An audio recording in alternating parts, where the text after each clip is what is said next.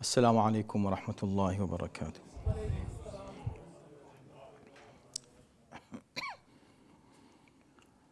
أعوذ بالله السميع العليم من الشيطان اللعين الرجيم. بسم الله الرحمن الرحيم. الحمد لله رب العالمين. الحمد لله الذي كان موجودا قبل حدوث الأشياء ويبقى بعد فناء الأشياء، تفرد بالأولية والقدم ووسم كل شيء ما عداه بالفناء والعدم، كما قال عز شأنه: كل شيء هالك إلا وجهه وكل نفس ذائقة الموت. وقال: كل من عليها فان ويبقى وجه ربك ذو الجلال والإكرام.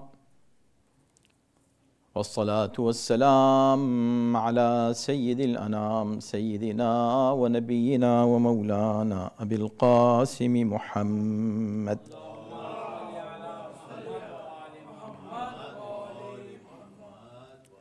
وآله الطيبين الطاهرين المعصومين، واللعنة الدائمة على أعدائهم أجمعين من الآن إلى يوم الدين. أما بعد، فقد قال الله في كتابه الكريم: بسم الله الرحمن الرحيم: والذين يؤذون المؤمنين والمؤمنات بغير ما اكتسبوا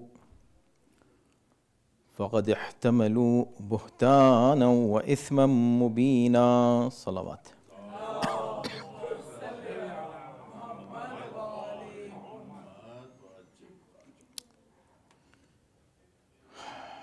As you know, that we have a series of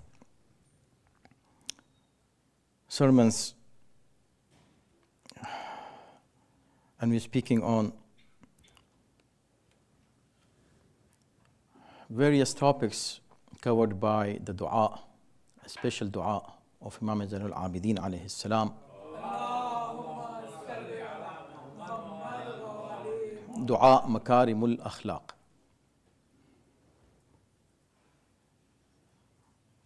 And we discuss one single statement of Imam or part of the dua or a short sentence. Try to elaborate on it, reflect and ponder, and try to understand the message. So this passage that we are discussing for a few weeks, it is referring to the sins that are committed by the tongue. Usually,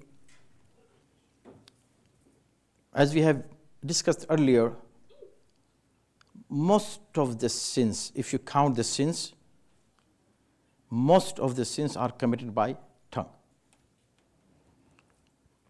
But Imam is mentioning few of them, not all of them. Those few that Imam has mentioned, we discussed two of them before, and one we discussed generally the importance of the tongue and how you use your tongue and your words, how you watch what you're saying, how to be careful before you say something, and nowadays, of course, write something or post something on the media. And Imam referring these all sins that are committed by tongue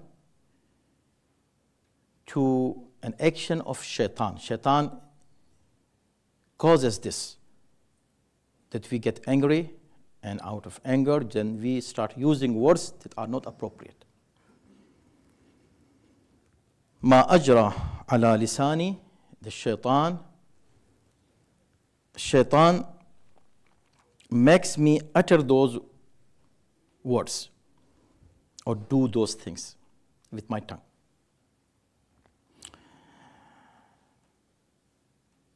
before I go further there, let me translate the ayat that I recited in this regard. Every sentence in this, more than 200 topics that Imam has covered in this dua, every single topic is connected to Quranic teachings, or I can say it is a good explanation of Quranic instructions and teachings. So this is the ayat I recited today. It says, وَالَّذِينَ يُؤْذُونَ اللَّهِ وَالَّذِينَ يُؤْذُونَ الْمُؤْمِنِينَ وَالْمُؤْمِنَاتِ. And those people who harm believers, hurt their feelings, men or women, mu'mineen or mu'minat. Usually, Quran speaks about mu'mineen, correct? But when it is very important topic and something to emphasize on, then Quran repeats both mu'mineen and mu'minat. So, if whether he be a mu'min or a mu'mina, if somebody hurts their feeling, بِغَيْرِ مَكْتَسَبُوا, without any reason, genuine reason of course, not your reasons that you make reasons, you make excuses. Real, genuine reason that in the court you can prove it, and the judge, which is really judge and true judge, and he is giving his verdict based on justice, true justice in Islamic values and criteria, then yes, you might say something that also has limits, what you can say. You don't have open freedom to use whatever words you want to use to anybody, even your enemies. Even your enemies. Imam Ali did not allow his followers to use bad words to the followers of Muawiyah. So, بغير مكتسب فقد احتملوا, any person who hurts somebody's feeling, a mu'min or a mu'mina, his or her feeling, فقد احتمل بهتانا, he has committed a great buhtan, slander, accusation. He caused this sin. وَإِثْمًا مُبِينًا, and very clear and manifest sin. Clear sin. There are some sins, somebody commits those sins and says, no, I meant this, actually I was doing this, I was saying this. This is clear. No excuse. Hurting somebody's feelings.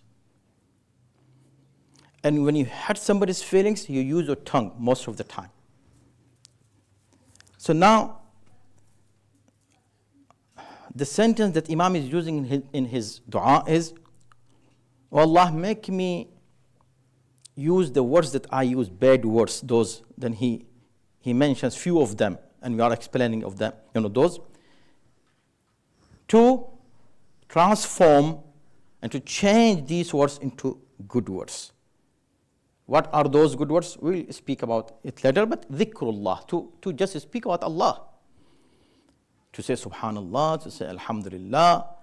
If you are angry, say astaghfirullah, la hawla wa la quwwata illa billah, a'udhu billahi minash shaitanir rajim, those things. So for any action, for any situation, for any emotions, there are good words that you can use. Make your tongue to get used to those good words instead of when you are angry, you start using bad words and then you regret.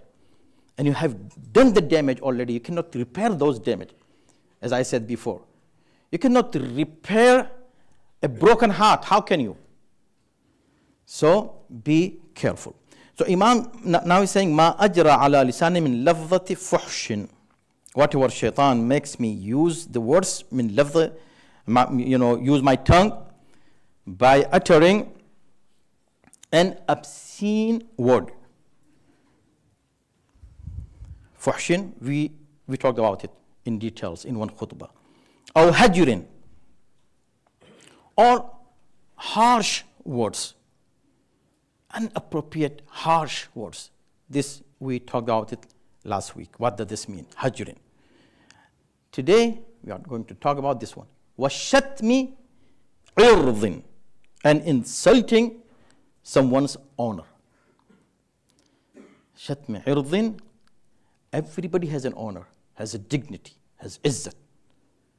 And you insult him. Use such words that it causes his honor to be damaged in the society. Shatm عِرْضٍ. It refers to the words that you use to attack somebody's reputation, let's say. Everybody has, as I said, dignity, reputation. You cannot put down someone or think that somebody is less than you. Just as happening today. See, what is going on in Gaza? They're killing them in such a way that they are not even human beings, not even animals. Even if you kill animals, you be careful to how to kill animals and why you should kill them. Without reason, you cannot kill animals. They call them animals, and they kill them, and nobody is speaking about it. Nobody is even talking about it. And say, do you condemn Hamas? Do you condemn Hamas? I wish somebody asked me, do you condemn Hamas? I would say, yes, I do. But neither you have time nor me to really condemn Hamas with justice. Because if I say one time, I condemn Hamas, I have to say 50 times, maybe 60 times, I condemn the killers in Gaza. Correct? Then it will be, I should repeat it. I condemn the killers. I condemn the genocide. So, but what actually, they don't consider them equal to them. Neither the world. When they ask you, do you condemn this? Do you condemn that? Do you agree with this? Do you agree with that? See, this is justice. Fairness. We don't care who is Muslim, who is Jew, who is Christian, who is Hindu, who is what? Who is American, who is Indian, who is Israeli, and who is Palestinian. All are human beings. Everybody has an honor. Everybody has a dignity. Everybody is a human being. And they are equal. All human beings are equal in Islam. All human beings. Illa bit taqwa. Except taqwa, righteousness, makes you better than other person. But it doesn't mean that you can kill thousands of people for few people. What is the excuse of killing?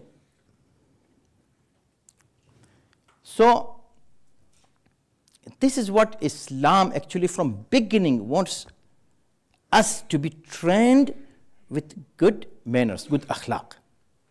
Don't consider yourself superior than others. Why you are superior? For what? Even if Quran is talking about taqwa, that righteousness makes you superior than other or better than other. Righteousness makes you better than other, but humbleness and humility is part of taqwa. Once you said, I am better than him, your taqwa is gone.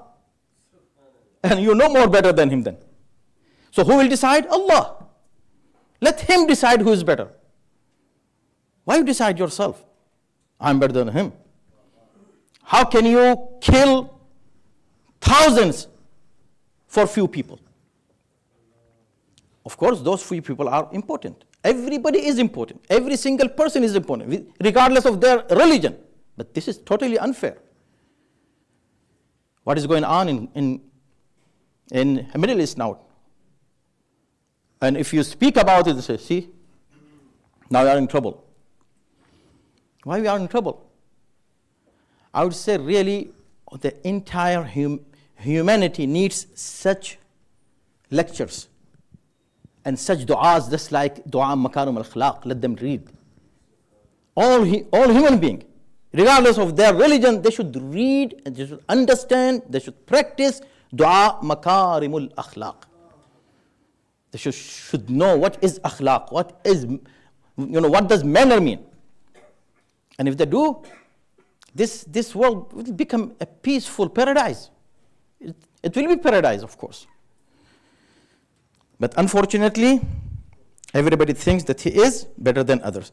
So everybody has an honor. When you use a word to dishonor someone, this is a buhtanan wa ithman. See, it's not just a sin.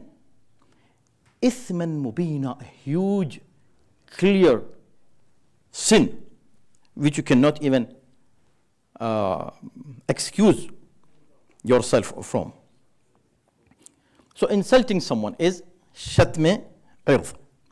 And by the way, just giving, because we have little time to talk about such vast topics, that Imam is using just 2 words. وَشَتْمِ عِرْضٍ. He just said وَشَتْمِ عِرْضٍ. Just keep talking about shatm ird. The ayat that I recited for your reference is from Surah Ahzab, ayat number 58. Go one ayat before, 57. So this is talking about general mu'mineen. You cannot hurt the feelings of mu'mineen, break heart of any mu'min or mu'mina. But before that, وَالَّذِينَ يُؤْذُونَ اللَّهَ وَرَسُولَهُ. Those who say something that hurts Allah and the Rasul, either to hurt them, that is a sin. So that is a sin, and this is a sin. And before that, ayat number 56 is إِنَّ اللَّهَ وَمَلَائِكَتُهُ يُصَلُّونَ عَلَى النَّبِيِّ يَا أَيُّهَا الَّذِينَ آمَنُوا صَلُّوا عَلَيْهِ وَسَلِّمُوا تَسْلِيمًا.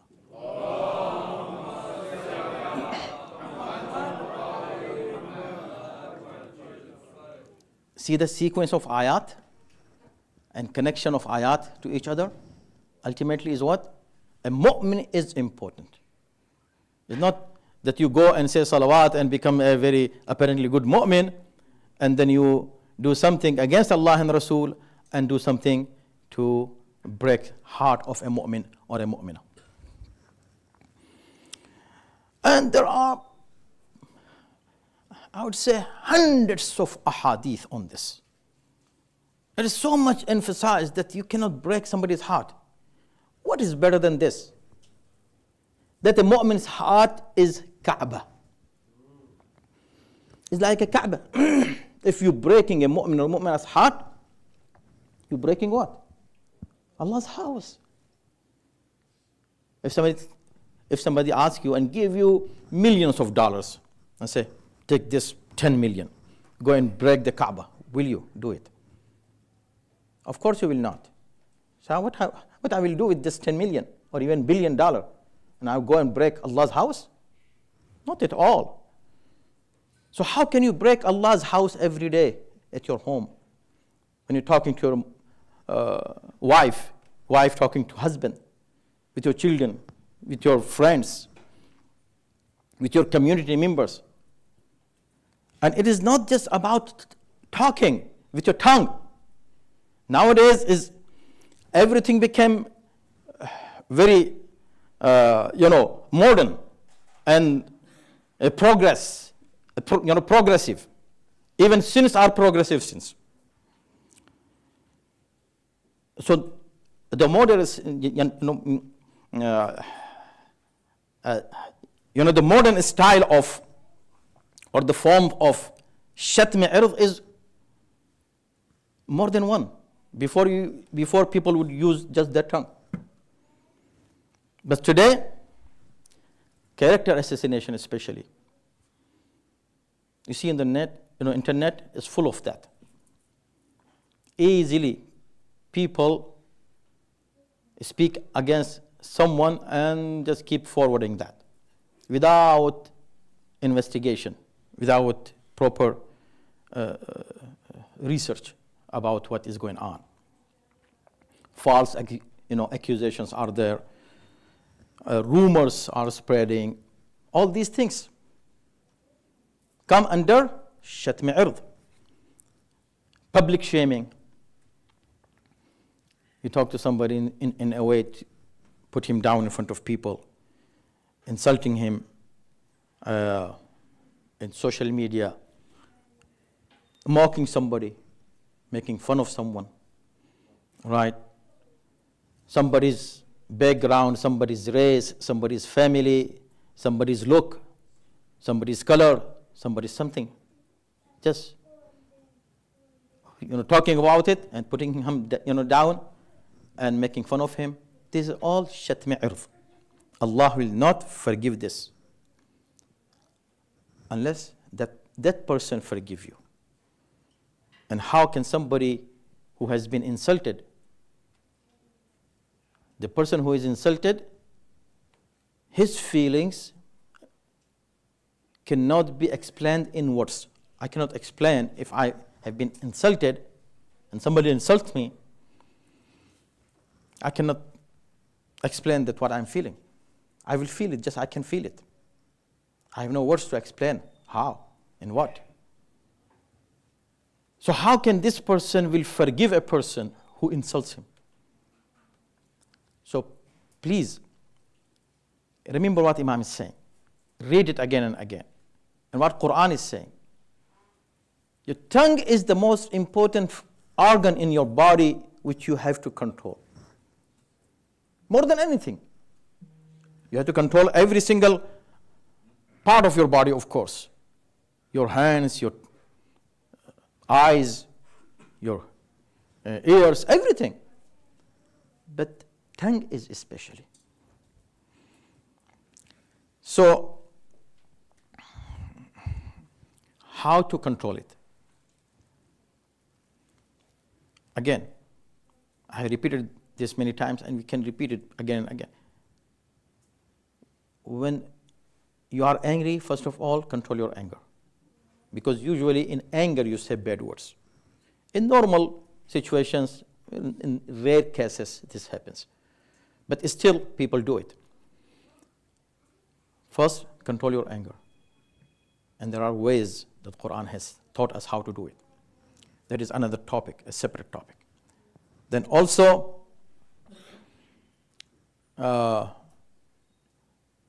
before you say something, or you write something, or you message a sentence, or your emotions, put them in the media, before anything, think about it.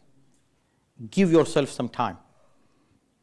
Read it again. Think that what you are going to say. And you will be able, inshallah, to control on so many things. Walk away from the place where you are getting angry, and most likely you might be, engaged in such a sin. So walk away from that place instead of just staying there and using bad words. And if this happens, there is no way to repair it except you can do something, little thing. And it is very huge for you. That little, that has a little impact, it is very huge for you. In very cases you will do it, and that is to apologize, to go and say sorry. You will say sorry, you are not going to repair 100% after that, but at least you will do something.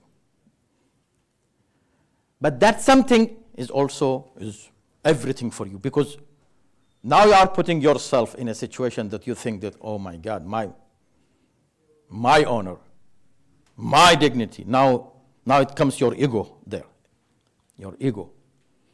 Put your ego down and come and apologize to a person that you have wronged you with your tongue. See, there is a story from Imam Sajjad himself.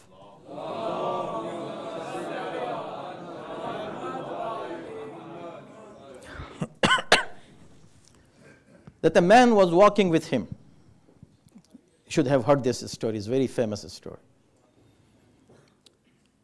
Imam was going somewhere, and one of his companions was walking with him. And something happened that the slave boy did some something that this guy who was with Imam, he got angry on him. Said, why did you do this? While he said this, he used bad word and he did shatm ird, what Imam is referring here. Shatm ird is insulting somebody, attacking somebody's honor and dignity. So he used bad words to his, about his mother. Something about his mother. When Imam heard this, Imam said, إِنَّكَ شَتَمْتَ أُمَّهُ وَلَقَدْ أَسَأْتَ الْأَدَبِ.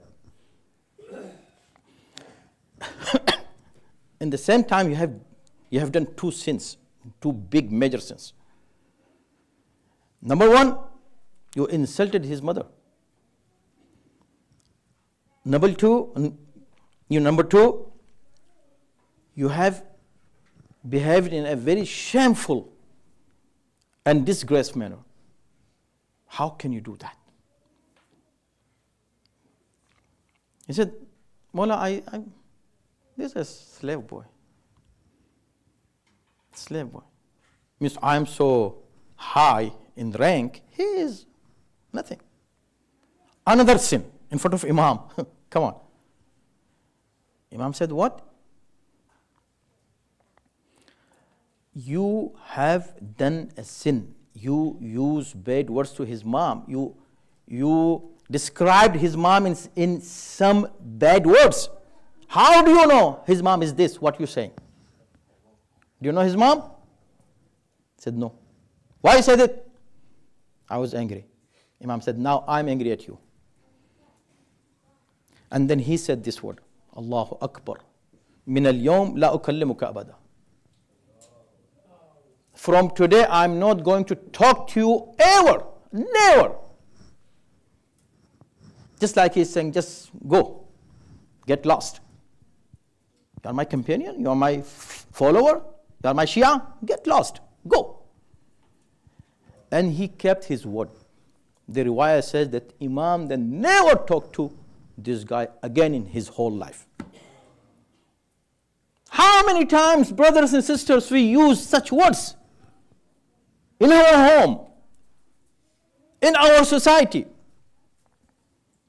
in our circle of friends and relatives? Think about it, where we are. So Imam Zain al-Abidin is not in dua teaching us. Practically, he did it for us. He said, see, this is so bad that an Imam will never talk to you, ever. Now coming and taking Imam's name and cursing the followers of Imam, insulting followers of Imam, breaking hearts of followers of Imam, and saying, I love Imam. Imam will say, no, go. We have no connection, no relationship with you, as long as you are not good with your fellow brothers and sisters. May Allah subhanahu wa ta'ala give us tawfiq and ability, inshallah, to elevate our akhlaq to the level that Imam wants us to be. May Allah give us tawfiq to follow the teachings of Quran and Ahlul Bayt alayhim salatu. إن أحسن الحديث وأبلغ الموعظة كتاب الله أعوذ بالله من الشيطان الرجيم